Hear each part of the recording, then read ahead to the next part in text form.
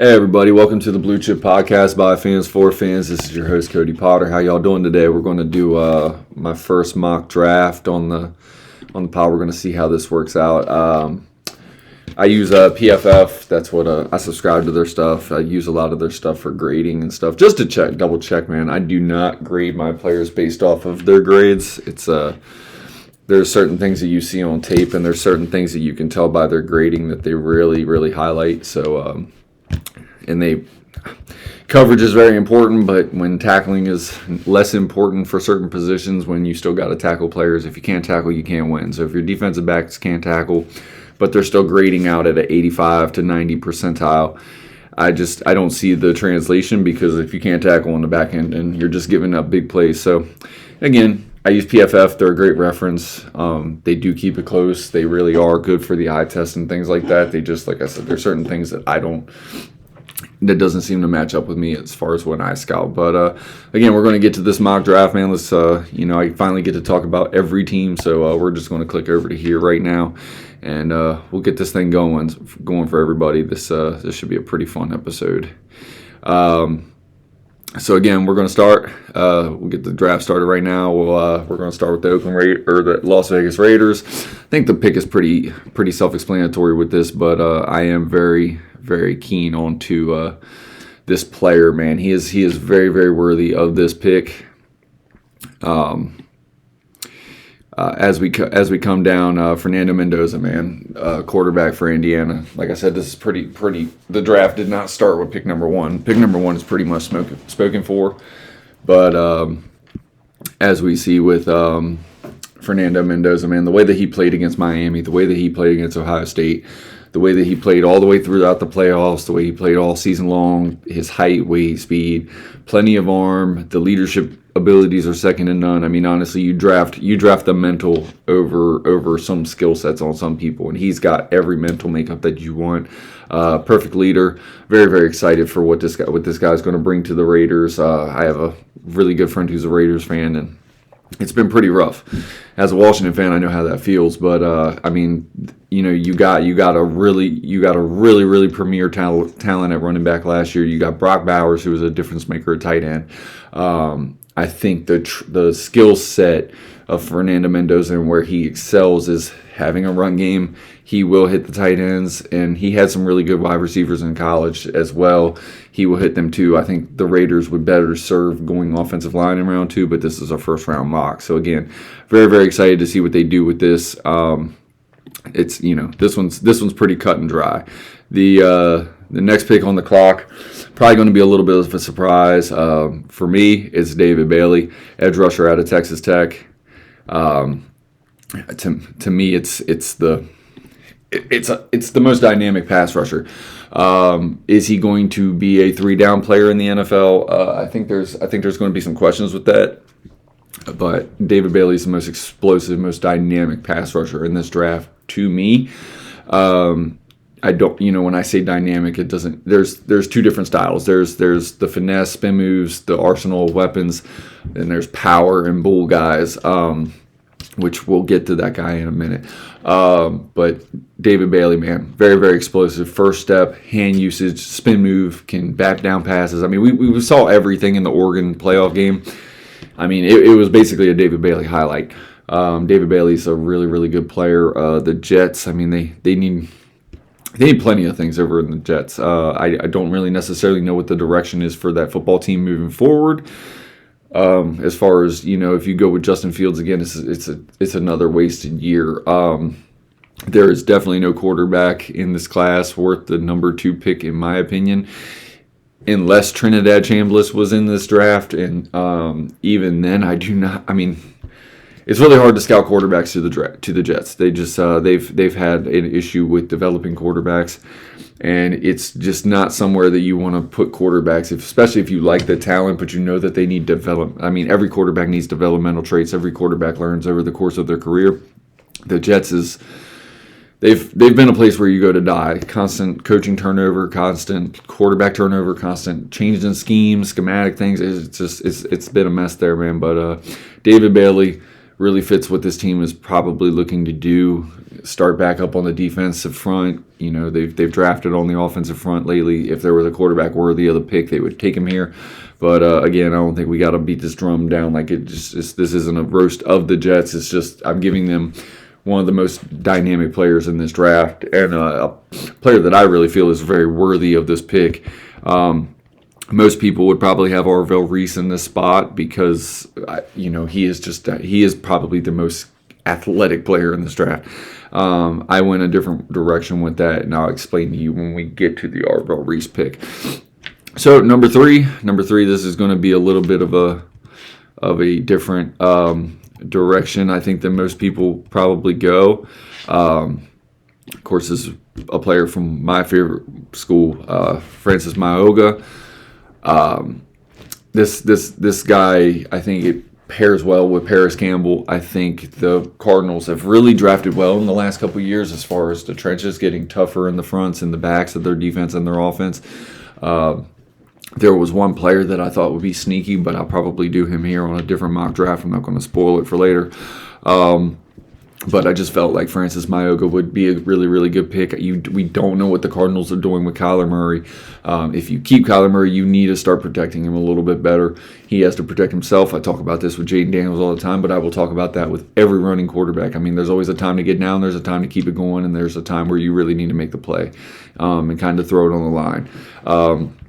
There's always a difference in scheme and things like that with the Cardinals. There's kind of not a lot of people want to go play for the Cardinals. That's why they don't get a lot of premier free agent acquisitions and things like that.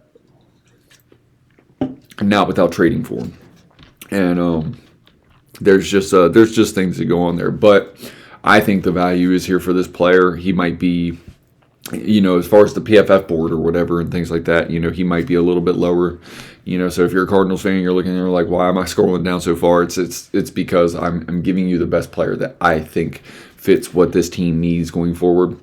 And not just needs, I'm giving you equal value for what I think would be the biggest upgrade on your team for how this new regime is going to come in and try to and instill what they need to do.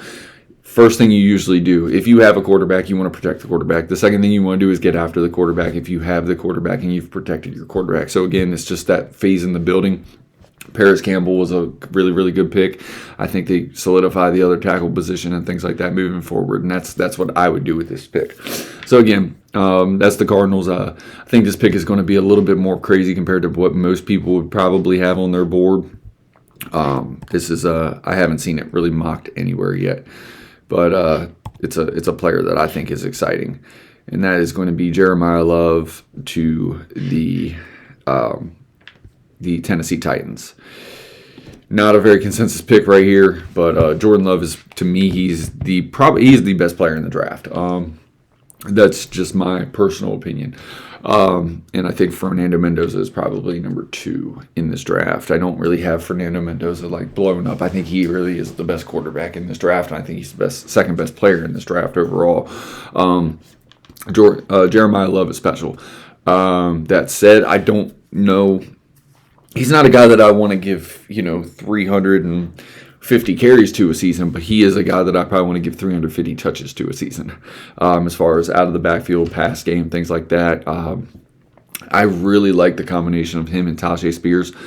I know they have Pollard for a couple more years under contract. I would move Pollard. He was kind of a trade chip, at the trade deadline discussion last year.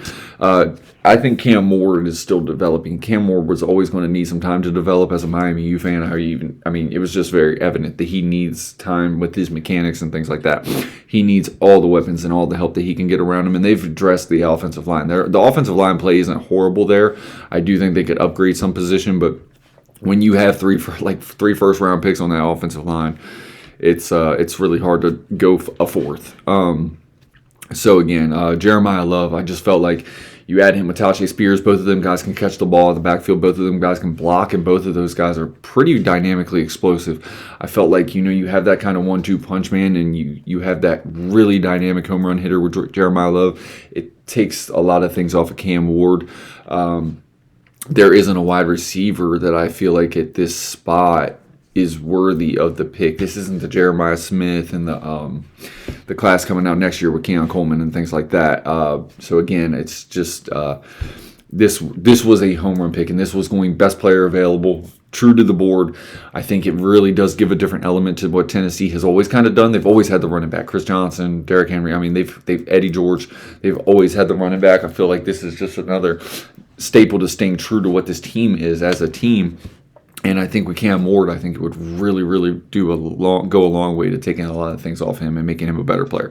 So to the New York Giants, probably my least favorite team in the NFL. I wasn't going to rob them of any kind of, premier talent and things like that. But there's let's see if we can get going down this board. Okay, there we go. We will go down to here. And again, if you're seeing me scroll down and you're looking at it and you're like, what the hell is going on, man? Why, he's not, of course he's a Commanders fan. He's not going to give the Giants a good player. Well, the truth is, no, that's not how it is, man. I gave him Spencer Fanu. Spencer Fanu might be lower down on the PFF board as you saw me scrolling. That's not the case, man. For me, Spencer Fanu is a top 8, top 9 player in this draft. Is he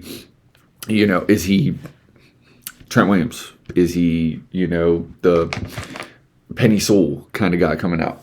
No, I don't think he is. I think those guys are elite level athletes. Spencer Fanu is a really, really, really fine technician. He's a really, really good player, really solid player. And team, you're not going to get anything close to this in round 2 as far as the tackle position. So the tackles are going to go early in this draft. It happens every year.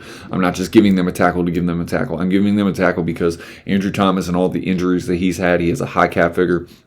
Harbaugh's if you're not going to stay healthy for Harbaugh, you're not going to remain there. He didn't pick Andrew Thomas. Andrew Thomas has had plenty of years in this league. He's had plenty of injuries in this league. He's missed a ton of time in this league, and he's expensive. Spencer Fanu, I think, goes a long way into protecting Jackson Dart in the future. I think they have a free agent at the other tackle position as well. So again, we got our quarterback. You came here because you believed in the quarterback. You're getting a tackle to protect the quarterback. You already have the let's seek and destroy and kill the quarterback. You have a defensive line full of it with Brian Burns, Abdul Carter, and the asset that you put into that pick. You got Lawrence, you got Big Boy Lawrence, and then you also got Thibodeau from previously. So again, the Giants have all the defensive front help that they need. You could say a cornerback in this spot. I thought it was a little bit early for the cornerback in this spot. The offensive tackle made the most sense to me. It's a really, really good player. Just because I scrolled down that board didn't mean that I had him personally graded there. I'm checking my grades as I go, and my grade on my draft board looks a lot different than the PFF rankings that are right here. So again, if you see me scrolling down for a certain pick, I'm not doing it because, trust me, you won't see me scrolling down for Dallas. You won't see me scrolling down for Philly. This isn't a personal thing. I think this is the best player.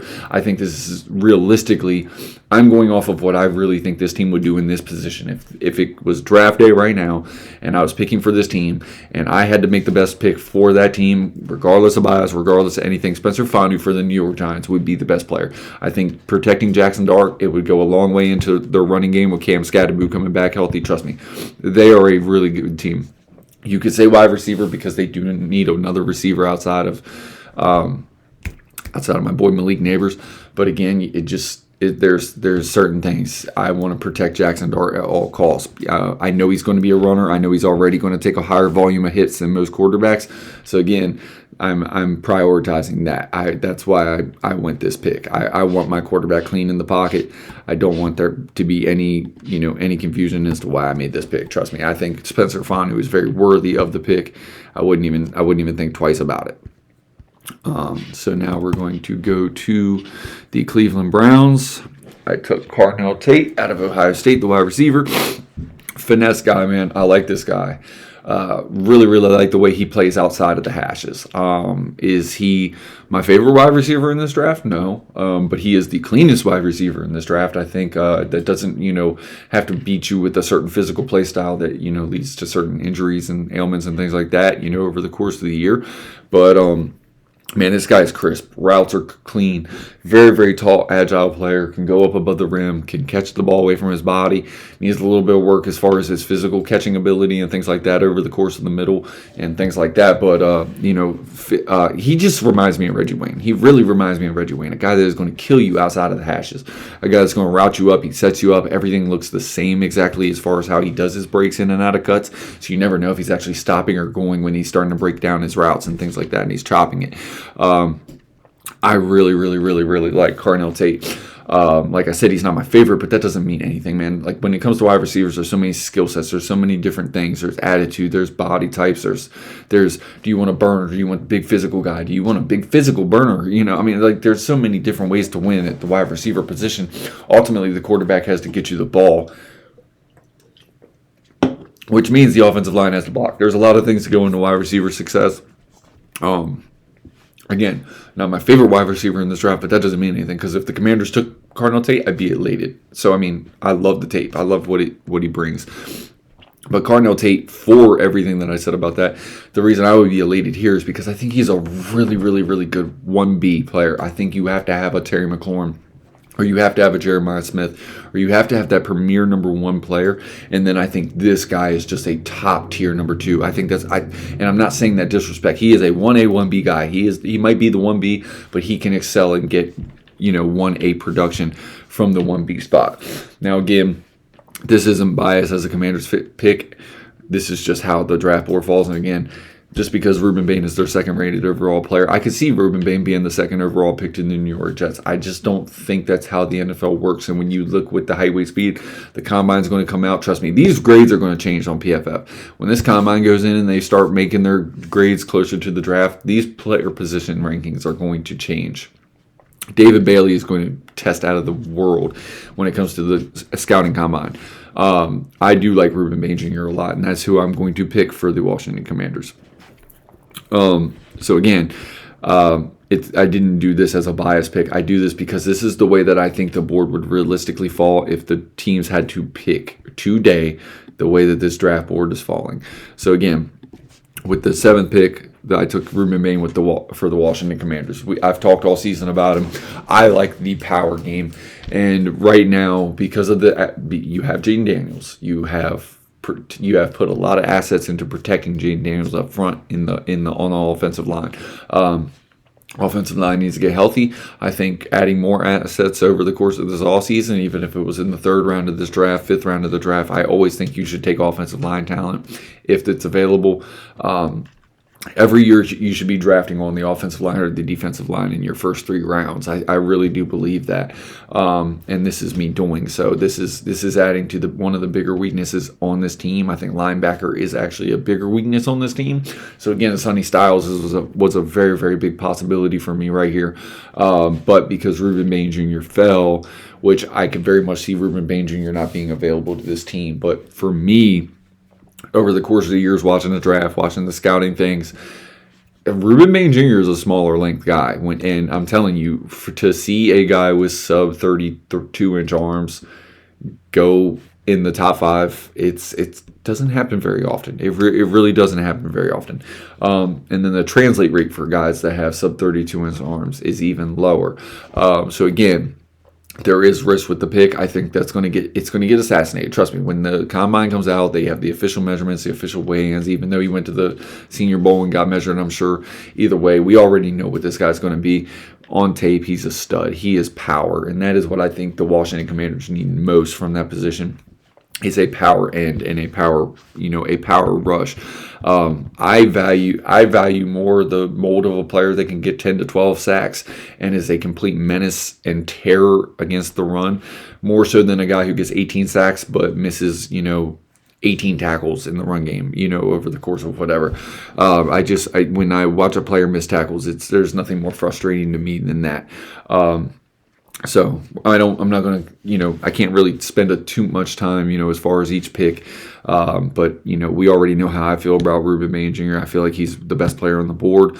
And then we're going to get to a player that I think we're going to have to talk about because honestly, for him to fall to this point, Arvell Reese to the Saints, This is not a need pick. This is a BPA pick. And I feel like that is, if you're going to notice one thing about my drafts, it is going to be best player available heavy. That is how I look at the draft. I feel like you should always take the best player available. As we get closer to the draft, I might start drafting for need for certain teams and things like that, and you'll see that come in. But there's a certain point where you just have to take the best player available, and Arvell Reese, could very well go number 2 overall to the New York Jets. That's a very real thing. Trust me, when I said dynamically explosive, he is the most dynamically explosive in this draft. The reason I had him go to the Saints was because David Bailey went there. Could I see Arvell Reese in Washington? I think I think if Arvell Reese and Ruben Bain Jr. were on that board at the same time, it'd be very interesting to see. I know that Adam Peters prefers Big Ten and SEC. I just don't think you can ignore Ruben Bain's, the power. Like I said, I want the power game, and honestly, because Ruben Bain Jr. is just a little bit safer of a pick, in my opinion. Now, systematically, traditionally with Dan Quinn, I think if Arvell Reese was there, that is a perfect scheme fit. Arvell Reese has the highest ceiling in this draft for me of any player. So again, I didn't skip him to skip him. I didn't skip him out of bias. I skipped him simply because while he does have the highest ceiling, he has one of the lowest floors for me in this draft. And this is not a year that the Washington Commanders can really, really risk the pick. And when it came down to it, tit for tat, when it comes down to tape, I value the tape. When I look at impactful moments and impactful plays and impactful players in the biggest moments of games, Ruben Bain Jr. grades out much higher for me than Arvell Reese does, and he has much more consistent production over the course of his career. I value that. That is simply what it is. So to the Saints picking of Arvell Reese, you just can't let this guy fall any further. Super, super elite talent. I think they have the type of defense where he really, really would shine. Is he going to play the edge predominantly? Is he going to play linebacker predominantly? They have a really, really good system there. They've started to maximize Chase Young back to the level where you were expecting him to be more through his career. Trust me, as a Commanders fan, I'm happy to see Chase Young excelling there. I think you pair him up with an Arvell Reese, man. I think that gives that defense another more dynamic piece going forward. I think it would just take that defense to a whole nother level. The Saints have been good defensively over the course of the years. But again, best player available. There wasn't a player on the board that I liked more than Arvell Reese, and honestly, I just couldn't continue to watch him fall. Like he's too talented. Honestly, I think if you got Arvell Reese at 8, I think you're running that card up to the board. If the Commanders ran the card up to the board with 2 minutes off the clock, as far as the draft went, I wouldn't be surprised. So we're going to get to our next pick. This one's probably going to be a little bit of more of a surprise too, because you're going to see you got Jordan Tyson right here. Again, this is me kind of explaining going down the board that I am working down the board. But again, PFF has different grades than I do. Personally, for me, this would be the number 1 wide receiver in the draft. Right, if it was up to me. Denzel Boston to the Chiefs. My best friend would hate me for this as a Chargers fan. Again, there's a certain thing that I look for. This guy's a dog. Wins contested catch ability. He can route you up. He is a smooth athlete for his size at 6'4", 205. I think he might even be 210. We'll see what he measures at the combine, but we'll also see what he runs. He might be a little bit lighter at the combine and run a better time, but time speed is probably going to be most important to his draft stock. To me, it doesn't really matter. Denzel Boston is going to be on my board where he's going to be, regardless of what he runs, unless he runs a 4.7 or a 4.8 and just doesn't even try at it. On the tape, he's rock solid. I think the Chiefs get a hell of a football player right here. With all the distractions and things that Rashee Rice has been, not having Tyreek Hill, they've tried with the burners. They've tried, they have that element outside, with multiple players right now to win over the top and win over the play deep. Rashee Rice is a critical piece of that offense. He has been really, really dynamic, and he has speed over the top. But can you start trusting this player going forward with this team? If he's on the team, great. If he's not, you're adding a piece around Rashee Rice that can be consistent and consistently win. We know what Patrick Mahomes can do with a really good wide receiver core. We don't know how many years Travis Kelce has left. You could see them go tight into the future right here. I think that is a sneaky little pick because Sadiq Charles is worthy of that pick. We'll get to him later. You'll see. Trust me, because I got to talk about it with where he goes. But again, Denzel Boston to the Chiefs, I think it's just a dog player. A lot of people would probably put defensive, but they're going to go best player available. And this is one of the areas where I felt like it just fits what Andy Reid always does. And he's a cleaner. I think he's a much cleaner prospect off the field than Andy Reid typically gets at the wide receiver position, because he's definitely had some guys. But he fits everything that Andy Reid really, really has excelled with. I mean, he's excelled with bigger wide receivers. He's excelled with smaller wide receivers. Honestly, I think Denzel Boston is like I'm not shading him in any regard when I say this, but he has some Mike Evans to me. He has a little bit of the Drake London to me. I think he's that level of prospect. I think he's that level. I think he's just one of my favorite players in this draft. The way that he goes and attacks the football in the air, he's really, really dynamic. And then we're going to get to one of my favorite players in this draft overall.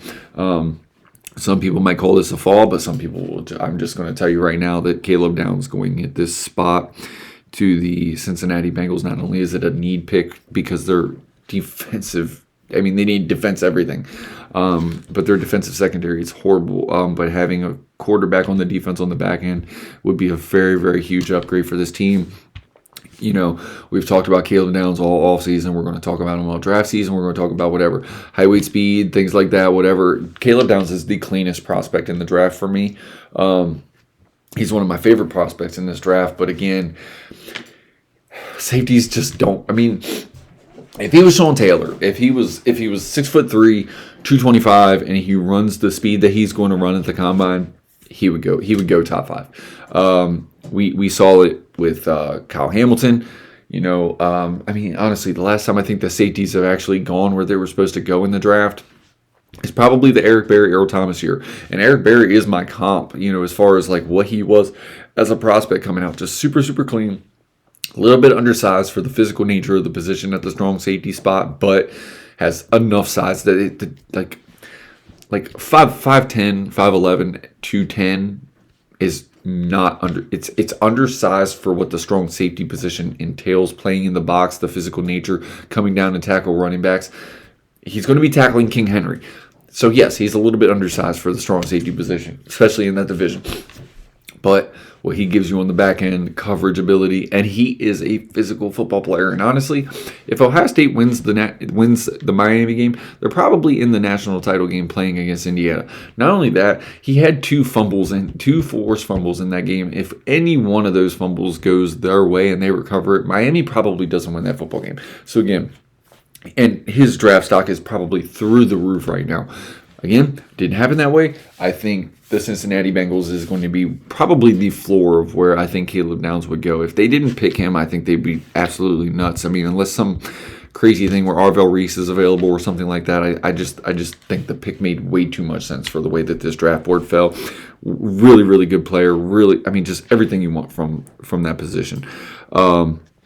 And like I said, man, one of my favorite players in the draft. I just could not see this guy continue to keep falling. So on to the Miami Dolphins.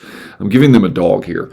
Mekhi Lemon is just a really, really, really physical football player. We have seen the Miami Dolphins in the past. I mean, they have been the speed. Devon Achane, Tyreek Hill, Jalen Waddle. I think this team needs to start finding some dogs. They need some attitude. They have enough finesse. They need some dogs in battle spots, man. And I think Mekhi Lemon would be a really, really good compliment to Jalen Waddle. If they don't trade Jalen Waddle this offseason, Tyreek Hill is not coming back.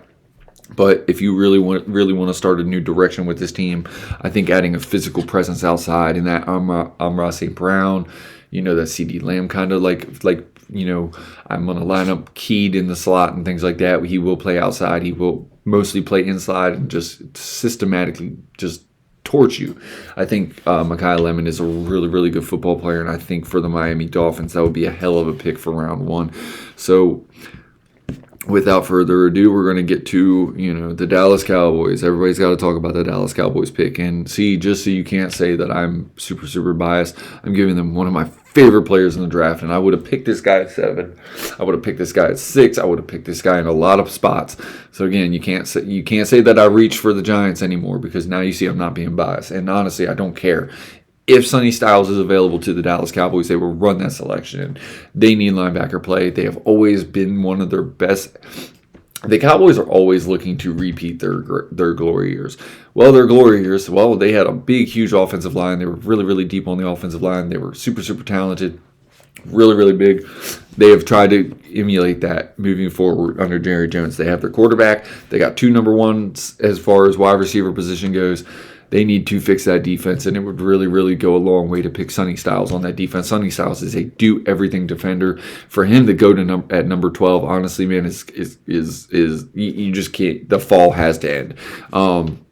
And to tell you the truth, if he wasn't selected here, he would not go past the next 2 picks. It doesn't even matter. A team would trade up for a linebacker this talented at this point, and that's with a devalued position. This guy has height, weight, speed, how clean he is as a prospect, the way that he diagnoses plays, the way that he fills the gap. He can take on blocks. He has the size to take on blocks, and honestly, when you let that guy go clean, he is a menace. One of my favorite players in this draft, Sonny Styles, man. I know I probably sound like an Ohio State fan more than a Miami U fan, and in my assessments of these players. But trust me, I don't care what school you go to, dude. If you're a really, really talented player, you're a really, really talented player, and that's he is. And Dallas would be getting a home run selection in this draft and having another pick in the first round because this is no trades. It's really, really good. Now this is a pick right here that I just feel like is best player, which is what the LA Rams do. Mansour Delane from LSU, the cornerback. This is the first cornerback off of the board in this draft. The LA Rams need cornerback help. They have Emmanuel Forbes out there. Emmanuel Forbes has had some moments with this team of excelling. I don't know if they retain Cameron Curl. They have a lot of veteran things, and if Matt Stafford comes back, they need better cornerback play outside if they really, really want to get to the next level in the Super Bowl and things like that. Really, really was going to go wide receiver here. And I know you say, oh, well, they got Devontae Adams, they have Puka Nacua, blah, blah, blah, blah, blah. Well, I don't care. It was almost to the point where it was best player available for me, whether it was Jordan Tyson, who would not actually be my second greatest wide receiver is not any of the wide receivers you're going to see until later, and I will explain that when we get to it. So it is very, very not consensus the way that I have these wide receivers graded. I look for certain character traits, certain things on tape. I like guys that block, just like I like cornerbacks that tackle. I like certain explosive traits, and I like certain route running ability levels to my wide receivers and things like that. So again, he might not have been my highest player, but I think Jordan Tyson is a real possibility for them. And honestly, his game is very, very mirrored after a Devontae Adams. And if he goes to the LA Rams, he's probably more than likely going to pan out because that's what happens. Sean McVay puts guys in a position to maximize certain guys' talents. Jordan Tyson would have been a really, really good pick here, but I think the player rankings and the grades that I have for them were very, very similar. Mansour Delane had to go. It'd be a home run pick for the LA Rams, and it would really, really go a long way to cleaning up things on the back end of their defense, especially if they lose a couple of their free agents that they have this year. But I trust that staff to, make the replacements. Another best player available, and honestly, this is literally just what the Ravens do. I know this is not a SEC pick right here, and there's an SEC player on the board, but as much as I like Jermon McCoy's tape and as clean as he was, and honestly, his tape from 2024 is probably better than any cornerback in 2025 that's at least draft eligible. I can't do it. Taking an injured player, I know the back end is kind of a huge need for the Ravens, but this pick just makes too much sense for, the Ravens just really got rid of their staff. Jesse Minter coming in there, man, I think he's going to want to set a tone. The Peter Woods pick at 14, this is just what the Ravens have always done. It's what they always do. It is best player available on the draft board. A player that could have gone in the top 5 as good as he is and as good as he was coming in to this year, throughout the year, as bad as Clemson was, Peter Wood has always been constant. He is a really, really dominating interior defensive tackle. and he's explosive, and he's worthy of a top 5 pick. Honestly, the fact that he fell to 14 is just, this is the most Ravens thing. It's what happens like I said. I'm not even going to keep going over it, because it just happens every year, and every year every draft, the Ravens, every mock draft, no matter what I do, every year they're always picking a stud. Somebody always falls to them, and that is what they do in the NFL draft. So again, it just made too much sense to go there. So we're not going to beat that too much. Tampa Bay, this is a height, weight, speed pick, and that is what Tampa Bay does.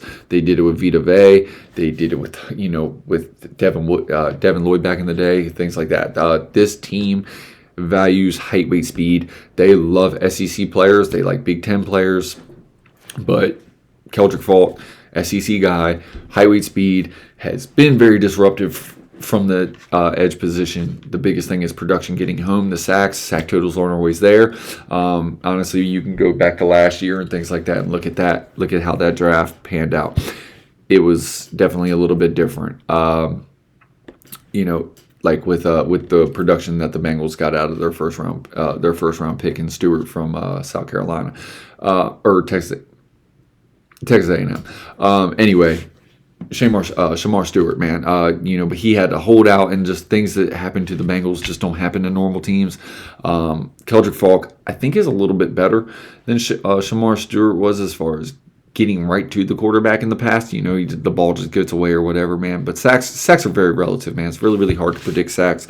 I think Keldrick Faulk would be a value for this team, for this pick. This is the type of direction that they like to go in the draft.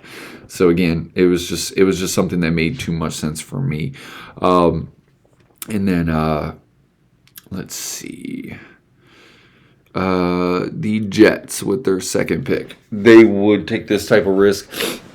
And honestly, with them going David Bailey, I think the Jets want to get their defense completely retooled. So the Jets have now made 2 picks. With the number 2 overall pick, they took David Bailey. Jermai McCoy, like I said, he has probably the best cornerback tape in the NFL draft if you go from their last season play, because he didn't play none in 2025. He had the injury. But he's got all the athletic ability and things like that. There is one cornerback that is higher on my list, and he's probably higher on most people's list, is the South Carolina cornerback. I think that would be an option as well. I think if you're going to have Aaron Glenn there, get him some defensive help, get him some defensive backs and things like that. You did have Sauce Gardner, but I think, honestly, some of them vets were starting to underproduce. I think they were more name value than what they were actually giving you production value. So again, I don't mind them trading the players that they did. I think them guys needed new starts elsewhere. And again, the Jets, we've kind of talked about them. Get them defensive help. Get them guys like that. To the Detroit Lions.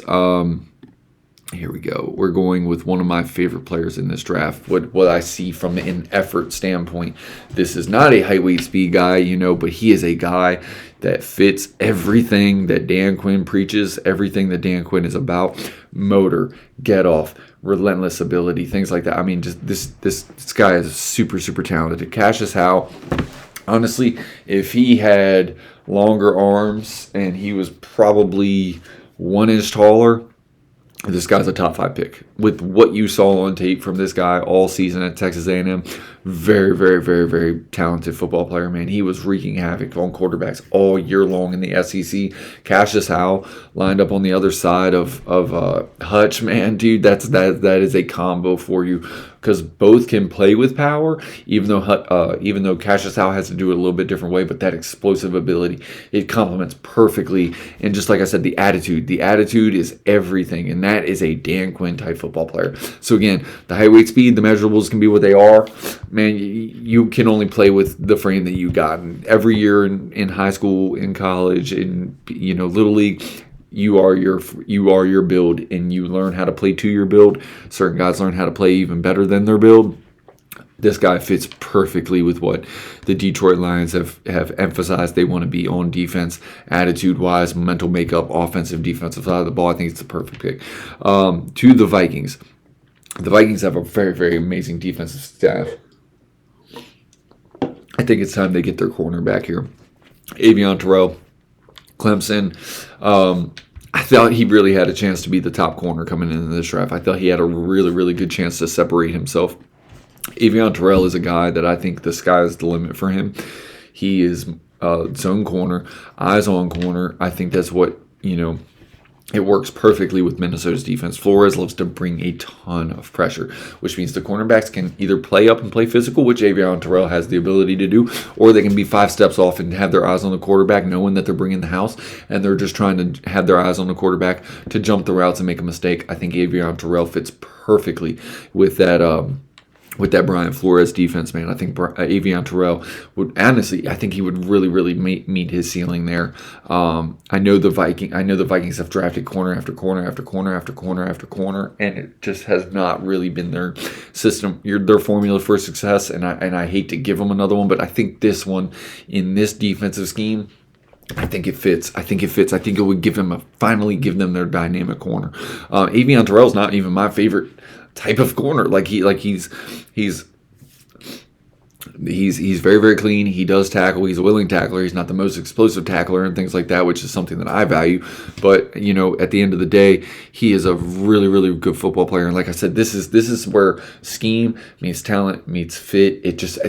For that, it's perfect. It's perfect. If the Minnesota Vikings and Brian Flores defense were picking in the top 10, I would still make that pick. That's where I'm saying, like, just because he's not my flavor doesn't always mean that he's not valued somewhere higher. And I think this is the type of defense where he would really, really go high. Really, really excited for him to go to that type of team because I want to see all these players meet their ceiling. That's why I'm putting them with these teams. I know trades are going to get made. I know by the time the combine is over that everybody will be rated a little bit differently, but I'm telling you, these I am making these picks for these teams because I think this is where the player has the best chance to succeed. This is not how the draft is going to fall. Every year there's going to be busts. Every year there's injuries and things like that. There's a lot of things that go into it. Systematic changes after 2 or 3 years. Coaches get fired. Different directions change. So again, there's a lot of things that go into players not succeeding over, for their teams. But when I look at these guys, man, this is just one of those fits where I really, really, really liked the player and the system going forward. So we are on to the Carolina Panthers. The Carolina Panthers, I pretty much doubled up back-to-back years with them. I had to end the fall, or what some people would call a fall. I am scared of the injuries and things like that. But he is a perfect complement for what they got from Tetero and McMillan. Continue to give Bryce Young help. Bryce Young had a really, really rough start in the NFL. Everybody was clowning on the size. Everybody didn't think he had a real chance to be good, but he was a really good player in Alabama. Give Bryce Young the help. Jordan Tyson is a really, really good player. And honestly, it's a systematic fit. You got the big, guy that routes up way cleaner than he really should in Tetero McMillan, can play physical, can beat you over the top, the vertical stretch game. Then you have a guy in Jordan Tyson who is really, really good at creating after the catch. He's really, really crisp with his routes, and I think that is a good 1A, 1B fit. And if Jordan Tyson stays healthy, he very much could be the best wide receiver in this draft. Trust me, I see the tape. A little bit of suspect with the hands. I think a lot of it's concentration. Some of it's just, short arming it across the middle. Though I've seen him be fearless. I've seen him catch through contact. So again, it's just something that I think he needs to clean up and just needs to work on a little bit. But again, I'm very, very confident in Jordan Tyson's ability. I think the fall would have to end here. And then we get to our next pick, the Dallas Cowboys. I gave them T.J. Parker. T.J. Parker to the Dallas Cowboys. So again, some people talk about, what did you reach? Did you reach right there? I didn't even have to scroll down. So again, PFF has T.J. Parker maybe a little bit higher than what people were talking about, in the media as far as popularity because of Clemson's down year. Then he goes to the Senior Bowl and then everybody, he's T.J. Parker again. Guess what? Crazy how the world works when a player is, just certainly not living up to the hype as the course of the season goes. Let me see what is going on here. I am not trying to do that. I am just trying. Yeah, there we go. So again, my next 2 picks, I'm actually going to have to scroll a little bit. Oh, no, I'm not. So to the who did I just go? T.J. Parker to Dallas. I don't need to keep talking about Dallas. I gave them 2 really good players. If you are a Dallas fan and you do not like T.J. Parker, you don't like Sonny Styles, well, you can give them to me because I love both of them players. So if you don't really like it, I'm sorry, but again, we talk enough. Everybody talks enough about Dallas. We don't have to go there. So to the Pittsburgh Steelers. Yes, Pittsburgh Steelers. I went a little bit off the radar with this one. Yep, Pittsburgh Steelers. Pittsburgh Steelers and Casey Concepcion. Man, this was a fun football player, man. Really, really fun football player at Texas A&M. I liked him at Louisville. Looked really, really good at Louisville. I think he got a quarterback drafted really highly from Louisville. Anyway. Casey Concepcion, man. This is a really, really good football player. He is a versatile piece. Yards after catch, kind of plays that Debo role, but he can catch the ball down the field and route you up. He's not the size of Debo, but Debo wasn't that size either once he was in the NFL. So I think this is a guy that might have to put on a couple pounds for his play style. But I really, really like Casey Concepcion. They had DK Metcalf, who was a little bit vertical, more physical wide receiver. Presence like that. Casey Concepcion would only add to that dynamic. A burner would really, really work, but there wasn't really a burner anywhere close to this. This is just the type of wide receiver that goes to the Steelers and pans out. He just is. Just honestly, Casey Concepcion is a dog, and I really, really like him. I'm really, really glad that he had the season that he did, and I'm really, really glad that he's going to go in the first round because he is a first-round player. He's the type of player that you just love to root for because when you watch him, when you watch his story, you watch him travel around. This is a guy that is really, really worthy of it. So to the Chargers. You're going to get my highest graded offensive lineman in the draft right here. I'm not doing this for my best friend. I'm doing this because it's that guy. Please do not sue me for this, but Olav Vega Leon. Okay, see, I can't do this. Anyway, the offensive guard from Penn State. I know that you have Slater. I know that you have Joe Alt. I know there is a ton that has been invested into this offensive line. Could they go offensive line in round 2 and the best defensive player available? Trust me, I was really, really thinking about it. There is one player that I actually really, really love for them, and he's about to go here, but I'm giving you my top-graded offensive lineman. I think that just solidifies everything that you needed on the offensive line. You need a little bit of you need some interior help. We saw it in the playoffs. You got to clean up getting Justin Herbert hit, and I think this would be the last time that they pick offensive line this high in the draft because you literally have gotten Rashawn Slater, Joe Alt, and now that's an offensive unit. That is an offensive unit. You took the Omarion Hampton last year. This solidifies everything directionally, physiologically, and just everything schematically that the Chargers need to do. And I really, really like Mike McDaniel coming there to be able to extend what they have at wide receiver, but also accentuate the run game. This is a perfect schematic fit in the zone blocking scheme. Big, physical, athletic offensive guard that can pull. They do that at Penn State. It's systematically is perfect. I'm sorry. You just don't get a better marriage right here for the player and for the team. And again, this is where you can say that I'm just not biased because honestly, I would have put this guy here at the Chargers because I feel like that would be a dynamic piece for the Chargers. But again, this is team meets best player available, meets need, meets perfect match, and you can say whatever about me.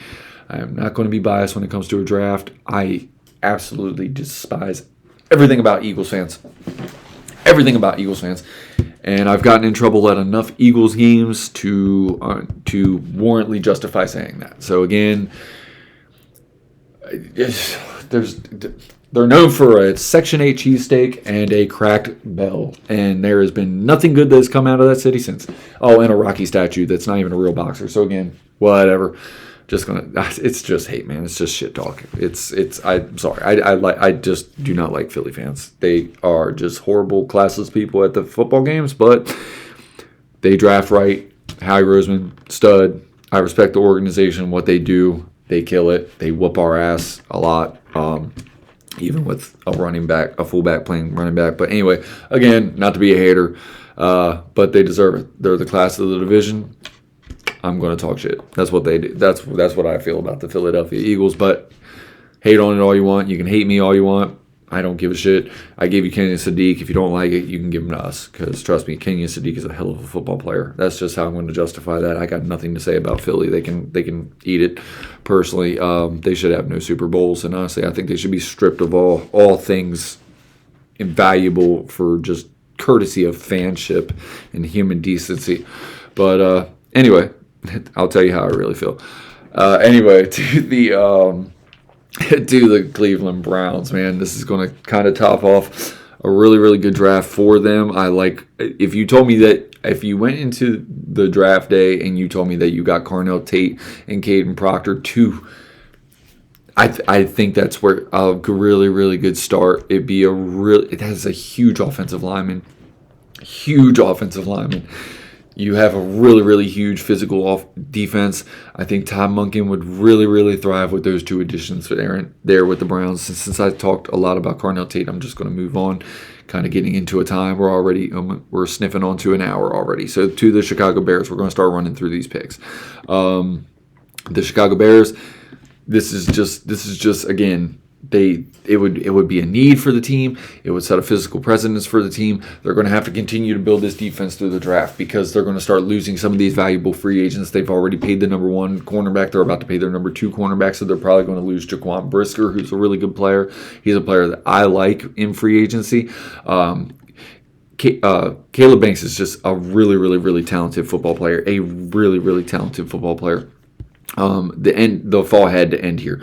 The Buffalo Bills, I am going to give one of my favorite players because honestly, they need a little bit more juice. They need a little bit more juice on that defensive side of the ball. There is a world where I could see them going wide receiver. And it's funny because my favorite player in the whole draft is about to go, and he plays that position. I just think they got to figure it out on defense, man. And honestly, I think they will probably sign a veteran player at the wide receiver position or even make a trade because it's to the point where they cannot continue to mess around. The Buffalo Bills, it is put up or shut up. You've now changed your coach. You've made all the changes that it's like I said, it's put up or shut up for them at this point. And if they do not start going, as you see me scrolling down for this next pick, dude, do not think I am bashing the San Francisco 49ers by any means. This is where I have a player this is my number 2 wide receiver in the whole draft.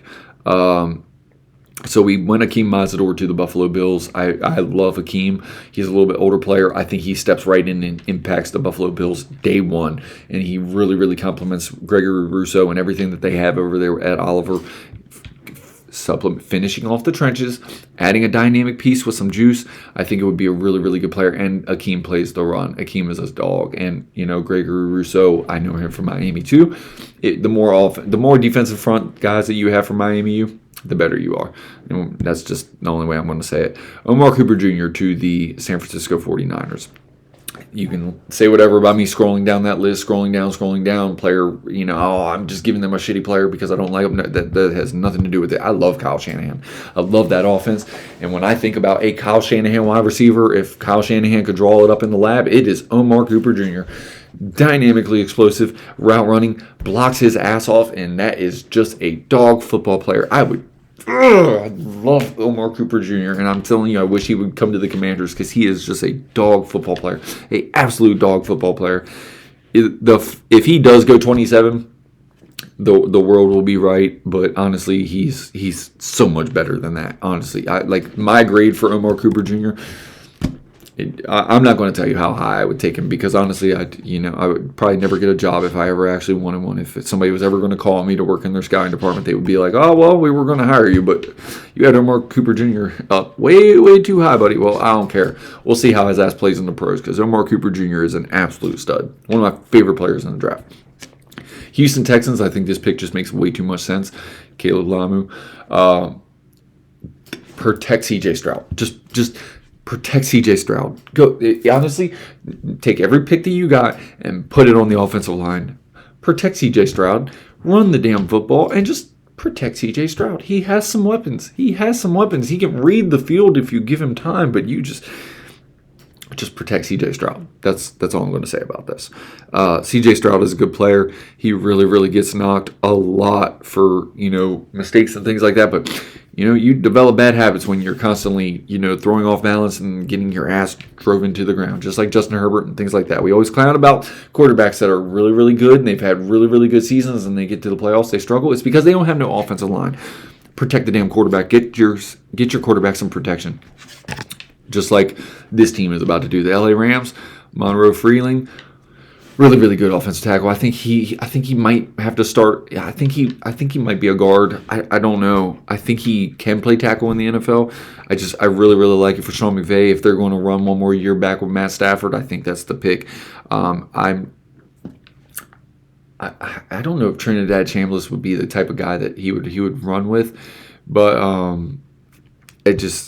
Again, I don't know if I see all that actually panning out right there. So again, we got to make that pick. To the Denver Broncos, we're going to have to scroll down a little bit for this player. This player is a guy that I really, really like, and I think he is this is one of them things where this is going to be the best player on your board, and you are not going to have a chance at him if you wait longer in this draft. It's Eli Stowers from Vanderbilt.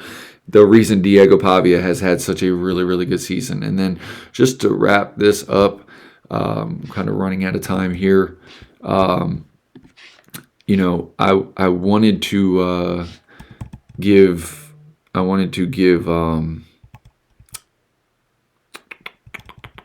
are we at? Yeah, there we go. A guard that I have graded a lot higher. Just protect Drake May.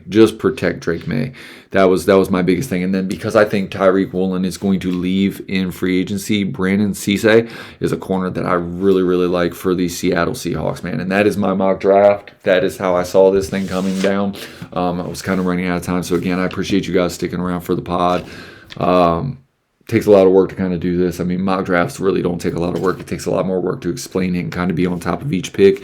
But again, I appreciate you guys for sticking around and checking out the pod. If you watched the whole thing, I really, really do appreciate it. Like, comment, tell me what you would do differently. If I talk shit about your team, I'm sorry. It's just, it is what it is. I'm sorry. I just don't like the Eagles. But again, have a blessed one and have a blessed week. I appreciate you guys checking out the pod. Blue Chip Podcast out.